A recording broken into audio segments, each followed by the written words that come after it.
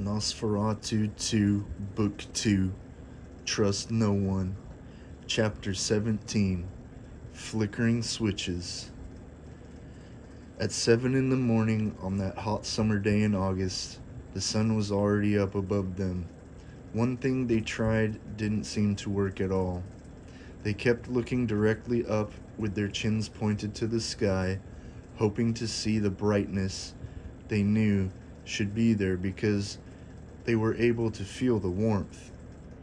The warmth of the sun was the first sense Cammy and Stu felt that began to break through to them in the dark spirit realm, even before they noticed any kind of three-dimensional world view. So they knew the chemicals had just about run their course through their flesh and blood bodies. They knew that at any time they would start to not only feel the sun, but they would be looking at that brilliant golden light as they felt it burning their eyes. The sensation surely was strange to them, as they burned their eyes yet saw purple, blue, black darkness covering that dark spirit world sky. Eventually, they had to close their eyes because the burning was so intense and was making them cry.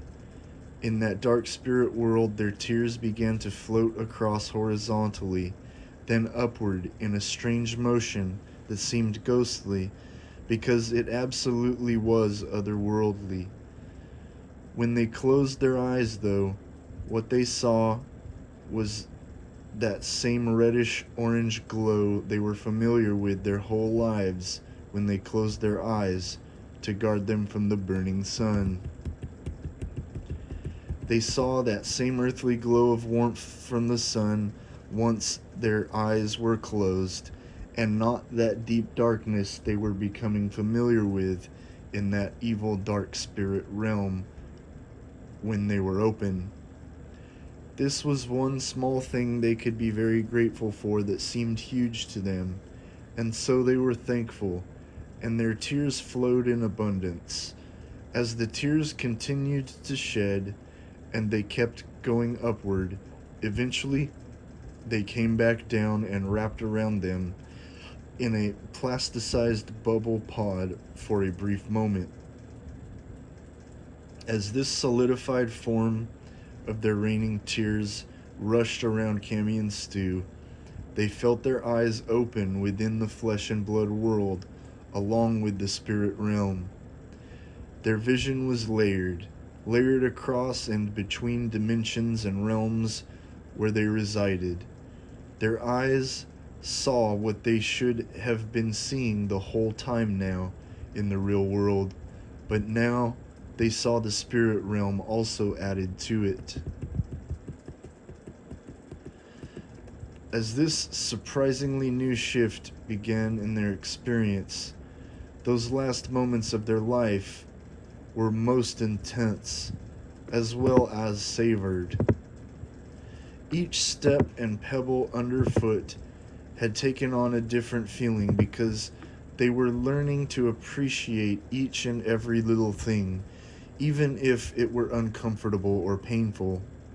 Cammy and Stu simply wanted to take everything in and experience life for all it was worth.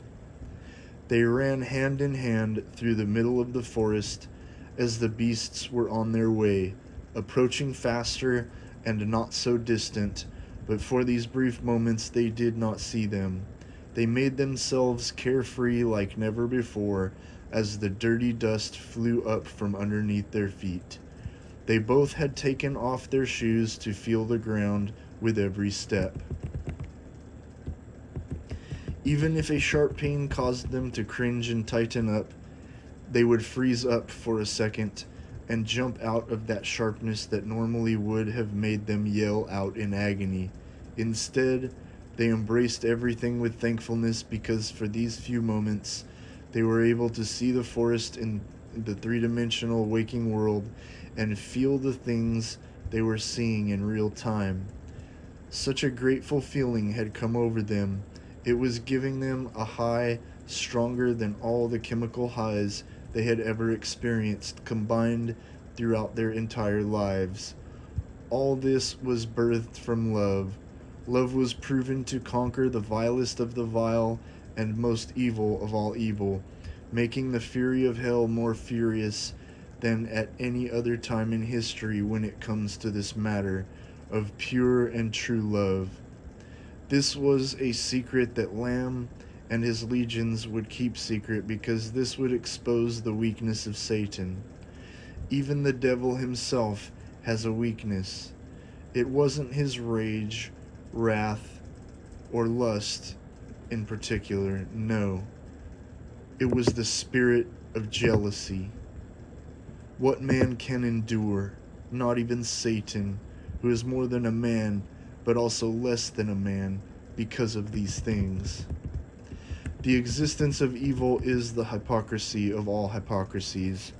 The only power the devil and all of his legions have is through half-truths.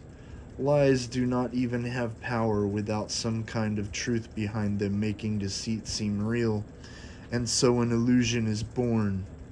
When a man lies to himself, he creates an illusion that is reflected and destroys a part of his inner being, becoming a ghost from the inside within his spirit. Cammy and Stu lived their whole lives becoming dead inside with this very pattern that was all they knew to survive with the lives that they were given. This pertains to what happened in the sense of the illusions that would be setting in at seemingly random yet were timed within the distributor of their ocular prism projectors beyond the physical eye and organ tissue through the mind's eye, which escaped the pineal past the peripheral vision they could transcend. Illusions that grappled with the solid reality before them, overlaying pictures that sprouted from planted seeds in which they themselves planted some, and others gave root from demonic whispers and subtle trickery set here and there within their world as they always knew it. Such tricks were everyday subtleties, always unnoticed. Slightly moving like ribbons waved by a graceful hand of a child, the colors and shapes would change if you were looking in the right places. These were the creatures of the sixth dimension who sifted through the layers between and took advantage of the extra-dimensional extensions of the unseen that were part of each different realm. Each layer was manipulated on top of each twisted turn in precise ways that grifted to put the elements all together. Traces of matter conformed in several states of being that fit the grooves between, mixed, fused, and contorted, able to do different kinds of things, functioning both separately and together, depending on which percentage of bodily placement or form placement is the largest denominator residing in mostly.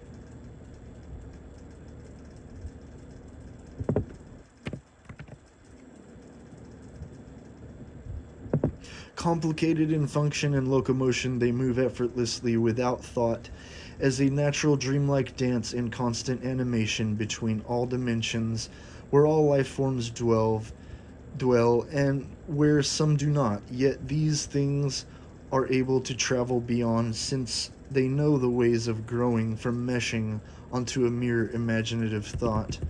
This is what becomes dangerous. From absurdity, the possibilities are taken with every chance and multiplied, then divided, added on, and added some more, until the branches are not only branching out in some, but all areas of the multiverse. These things can be fearsome and reach the furthest reaches of creation, where they take thoughts and the nightmares of every mind to take the subconscious life out of the body and through the dark realms. How beautifully terrifying. Such things were coming into play more and more as Lamb realized what was taking place and their vision had been compromised, or taken back rather. Compromised in terms of escaping the control of the evil that their bodies were still bound through the slow chemical death that coursed through just about every living cell left in Cammy and Stu's dying bodies. Their undying will to conquer hell through the meaning of real true love was the thing that Lamb was trying to put a halt to. Since their vision had been restored to the three-dimensional world, Lamb had to put the layers of the dark spirit realm into play, and they sure did play with their minds in those last few moments of Cammy and Stu's lives. Their minds drifted through many illusions that were layered over and throughout the actual waking world. No one could handle the variations of optical flashing that Lamb designed. This attack was most cruel because it tore down their happiness within their last moments in life. As Cammy and Stu ran through that deep wilderness, the demonic scenery began to jump out at them. A branch of a tree would appear to be coming toward them. The appearance of this would startle one of them at a time.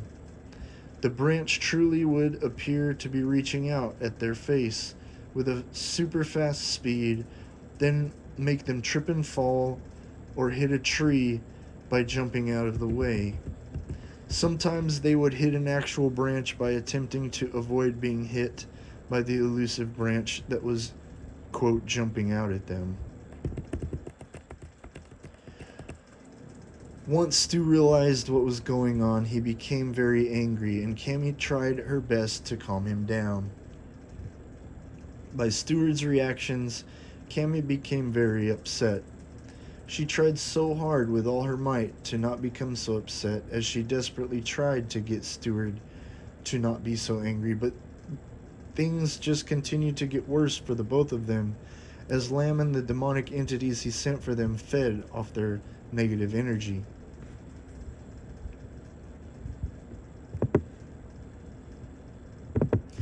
Please, Stu, remember, the feelings we're just having, don't let the evil win. Please, Stu, Cammy begged. I know, Cammy, that's why I'm so mad.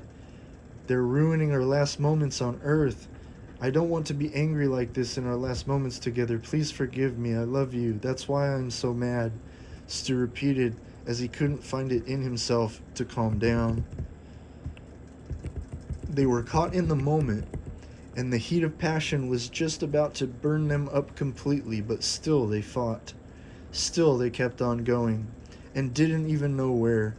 All they wanted to do was get to that final point of their life's journey, so that they could fight these demons on a close level, and just maybe they might cause their death instead of themselves, or those dreadful chemicals. After all the abuse they put their bodies through with carelessness and negligence, Cammy and Stu were scared to think of the fate that was inevitable, yet not completely inescapable. They were scared so badly of the thought of dying a chemical death. They knew damn well what it meant if it would come to that, and it ate at them more than the chemicals themselves. That horrific thought of being thrown into the lake of fire where the worst of the worst were destined. They couldn't categorize themselves in that lump of shit. They couldn't allow themselves to. That meant that they would be seeing themselves differently than what they knew to be their truth. Their truth was something different, and they knew it. They knew it with every fiber of their being and deep within. So they just couldn't accept the fate of eternal burning within the lake of fire. They just couldn't. That would mean that their whole lives of suffering due to their satanic mothers and fathers was just for the sake of destroying their very existence, being born into the hands of the devil only to be delivered to the fire where the devil will suffer for eternity. How could this make any sense? How could this be justice after judgment? This would be the most unjust display of unrighteousness to them and all they knew, that would turn their meaning and definition of love into a complete meaningless joke. And Cammy and Stu couldn't have that.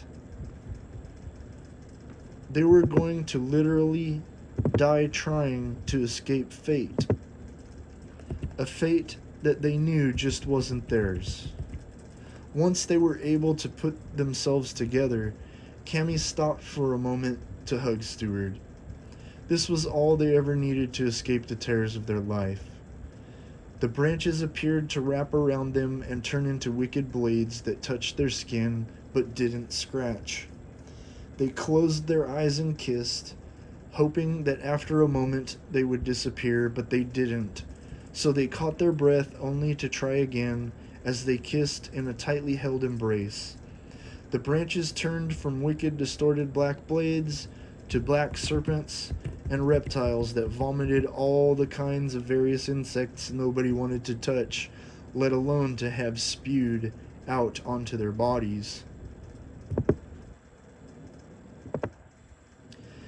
They felt these nasty things even though they weren't real in the three-dimensional flesh and blood world.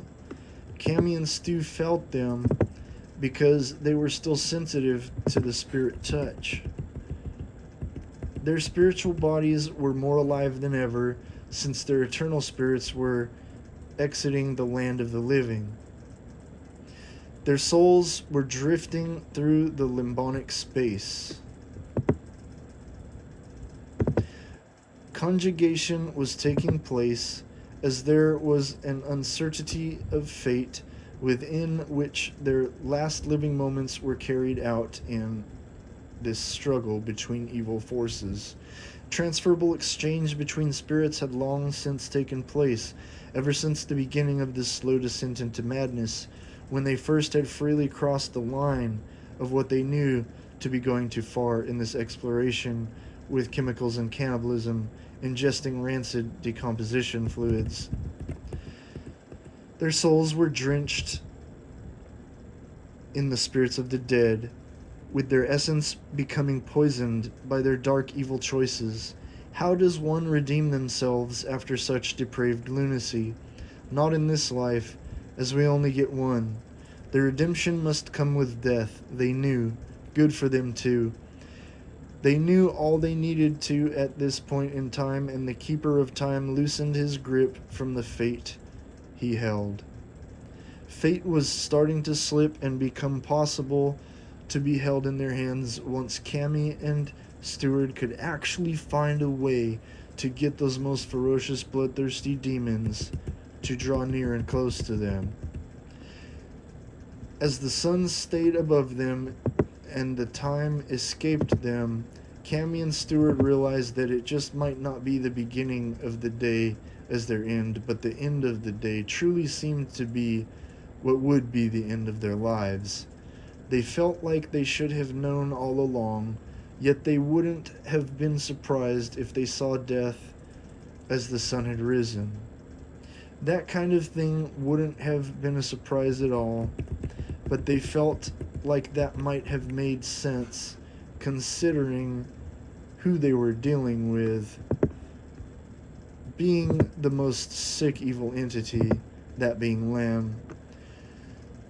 Spinning through whirlwinds, Cammy and Stu went to the top and back down in dizzying mental escapades, fully realizing that was all they were, as they realized after the fact that their feet never actually left the ground during those particular attacks, even though they saw the bugs flying off of them as they spun. All these things existed in the spiritual dark realm, as the claws of the desperate evil beings ripped away at their souls and their long-gone sanity.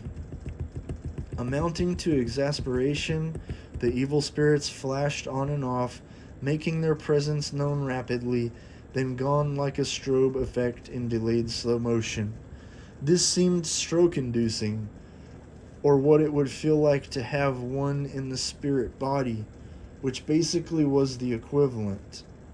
Horns seemed to appear out of nowhere, floating and hovering with little motion as they sounded on either side of their heads once they became tangled in those many branches of the trees within the thick brush. trees in this part of the deep wilderness had low branches, many of them touching the ground. Registering and computing these many switches in reality was mentally exhaustive. Flickering layers proved to be soul draining, and their spirit bodies had been strengthened just enough to handle the abuse to endure without completely collapsing within the darkness. The vibrational force that the tearing through the fabric of time through the extra-dimensional layers caused was damaging the time-space continuum, and this was angering the gatekeeper. Soon he was going to make himself known and needed to express to Lamb that what had happened interfered with his sole purpose. The gatekeeper and Lamb were powerful in their own right, and one could not defeat the other because their purposes would not and could not allow it even to be thought of as a possibility. The fact that the gatekeeper was angered had been a significant sign as a shift in the ages, and a parallel in the times would be the suffering Lamb would face. These things all were new to the evil entities, and less powerful demonic, spiritual, celestial, and terrestrial bodies alike were trapped within their fear. As they knew, this opened them up to vulnerability to the wrath of the immortal destroyers of the sixth dimension. The gatekeeper ultimately rivaled Lamb, and this rise of the gatekeeper shook the earth, with the very foundation trembling in fear, because all knew what this meant. The gatekeeper, if he so chose to be righteous outside of himself, because he had no sense of self, very well could throw any and all into the lake of fire after judgment occurred. It seemed in this shift that judgment was coming for Lamb and many of the appointed evil entities. As to the exact assigned time, no one knew, not even the gatekeeper, because old Father Time, the keeper of time for all time, could not let this be known.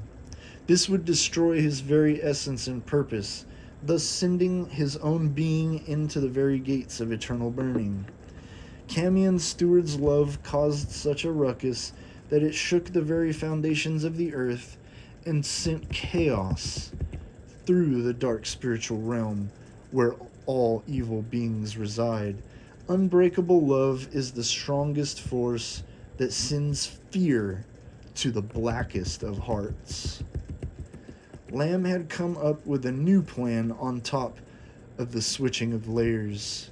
Not only were Cammy and Stu about to be dealing with more illusions that were half real, but the most powerful evil entities were about to be taking the form of humans to confuse them even more, while inching in an insidious attack. This type of attack would prove to be effective in the guise of deceit and the most natural way of Satan. The many evil cosmic powers have many names and forms as they thrive throughout all dimensions.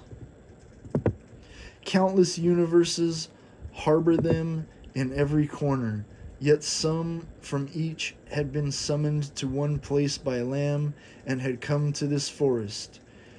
They were directed to do anything necessary to cause the chemical death to go through to completion. The darkness wasn't about to leave them from the dark spirit realm. The evil ones had come for them in the most dangerous form and power, that of man. The flickering had begun with their arrival. Their presence had set off the imbalance between worlds. The layers of extra dimensions had been broken and shattered, only to be held up in broken pieces that held up each other in the rubble. Every spirit was now able to roam freely from the dark realm and beyond those places reserved for lost wandering souls. Cammy and Stu feared being in that place where Cammy believed their parents to be, but it was too late. They were already there. Every lost evil soul and entity was now able to come and go as they pleased, because the abyssal gates of Abaddon had been opened, while the doors had been opened with an option of closing them, being gone forever. Never again until the world is destroyed. The damage had been done, and the world had been given to the evil cosmic powers of hell and the far reaches of the multiverse in all dimensions.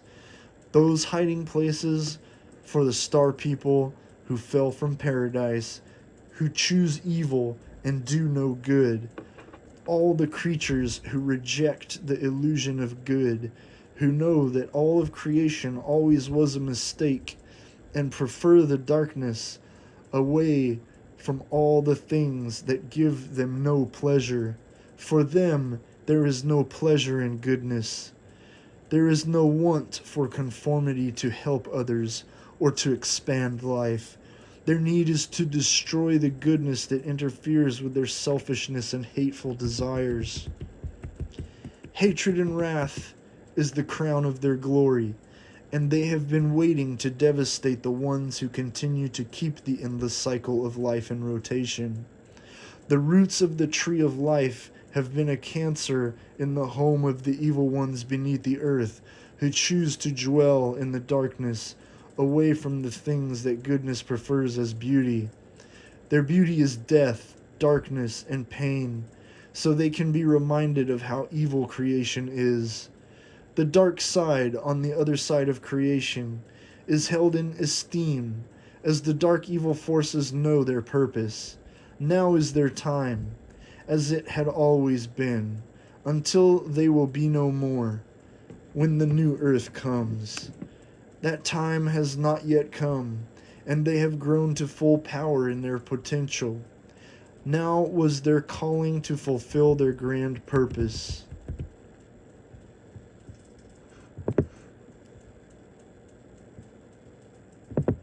Chaos was their purpose, and now they had been granted the ultimate evil cosmic powers that could ever be obtained.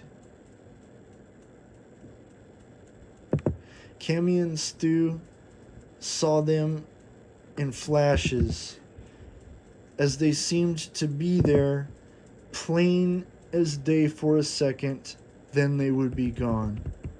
Sometime after, in that final morning, they would be there for a split second, and then it would be as if they never were.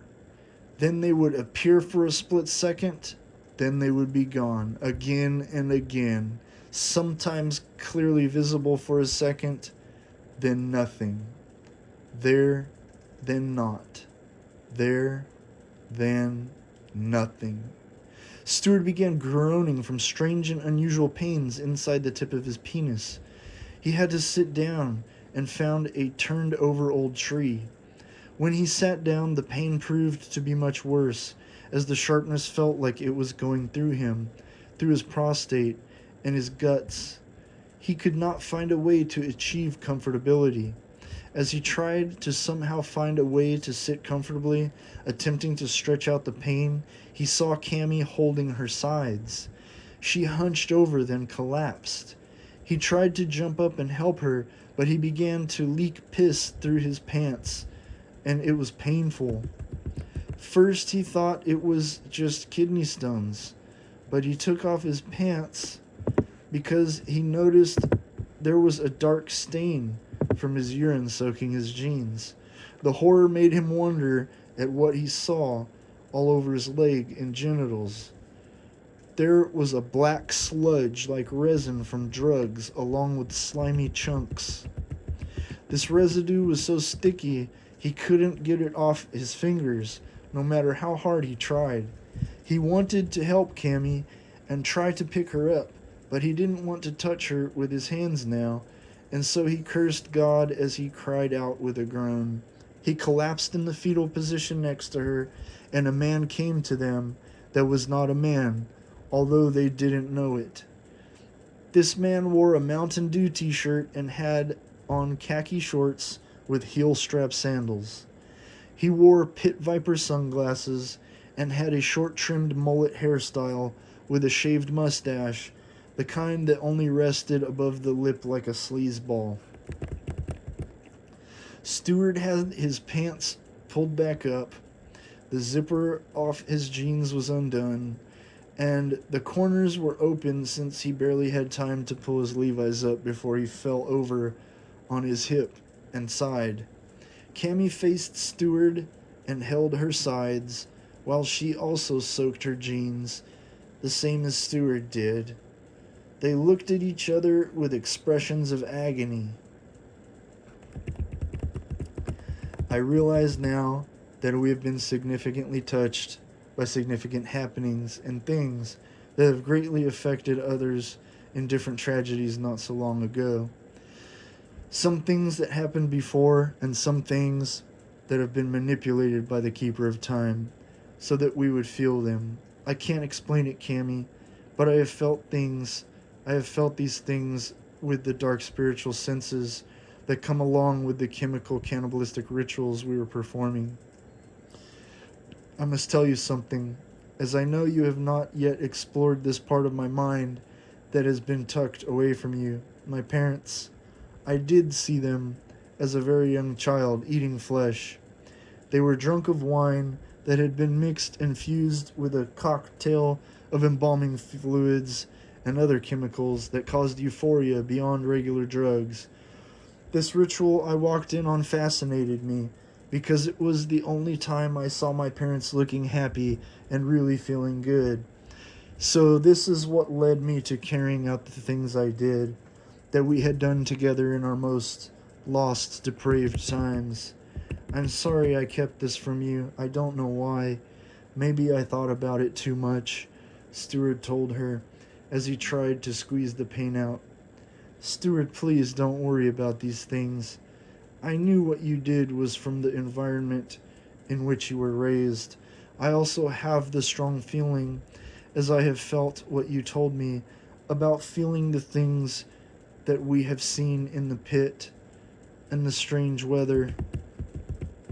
I know these things are reoccurrences that others have experienced and are yet to experience. I only hope that our experience as we live and relive these things can somehow help the others that will be affected, so our lives as well as theirs are not obliterated in vain and lost in the pages of time. I feel these things strongly, and I see these things you say so visually clear with vivid details too. How incredibly strange and profound, Cammy confessed. Even now, these things have happened to others who had been subjected to evil as us. We are unique indeed, as no one had quite ever experienced the lives we lived. And so this must be why we are given these senses to sense and feel these truths, not only to make sense of what is happening to us, but to also give great purpose and meaning to this, our end. Stewart said these things as he began to regain his strength from an exhaustive attempt of relief. I know. Cammy, as she spoke, her windpipe began inflating, and it was visible. As it deflated slowly after inflating and rising quickly, it had inflated one more time, only slowly the second time. As the pressure was released, the bubble in the middle of her throat went back down to normal, because slimy, chunky black, along with greenish-white foam, spewed out of her mouth with a good steady flow for a good 3 seconds.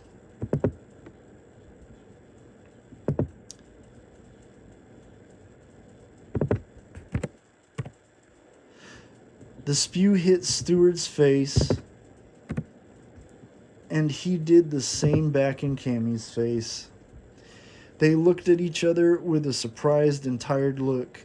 They were tired of the effects from the chemicals that were claiming their life, but accepted their fate, because they both knew damn well what they were doing and knew the path they took led to death in the worst way. Looks like you two are sicker than a dog. I should know. I got lots of dogs. They get sick all the time. Heh. I hope you're not offended by my sick sense of humor. I'm here to help you. The stranger with the Mountain Dew shirt spoke as he looked down on them through his stupid-looking sunglasses. We're not offended, don't worry about that, Cammy said as she wiped her face with the sleeve of her black shirt. Aha, good. The Mountain Dew t-shirt wearing evil entity rubbed his hand with the other. Sorry, but we aren't looking for help. We're fine on our own here. Besides, we wouldn't want you to catch what we got and make you sick too. Oh, don't worry about that. You can't make me sicker than I already am. I got the cancer. The stranger oddly smiled. Oh, sorry to hear that. Cammy looked up at the stranger as she put her hands palm flat on the ground to lift herself to her feet. I get that a lot. All right, you two, follow me. I'll take you to my place. The evil entity did a good job as the human form.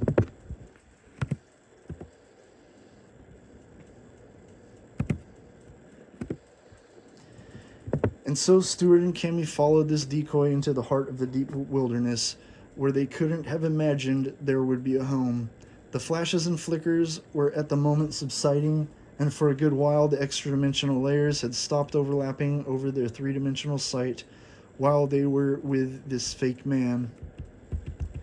This, of course, was of no coincidence. They had no idea they were about to spend the rest of their morning with a powerful evil entity in disguise.